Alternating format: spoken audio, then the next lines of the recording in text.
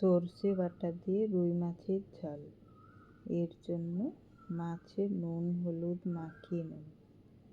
কড়াইতে সর্ষের তেলে উল্টে পাল্টে লাল লাল কড়া করে ভেজে নেব।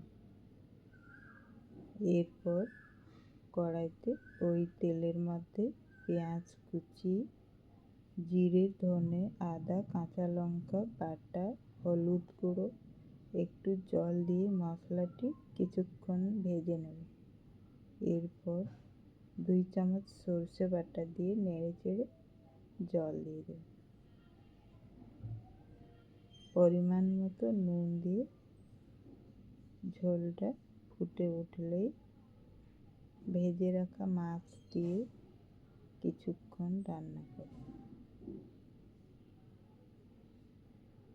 ঝোলটা একটু কমিয়ে ধনেপাতা কুচি দিয়ে নামিয়ে নেব। সর্ষে বাটা দিয়ে রুই মাছের ঝাল রেডি।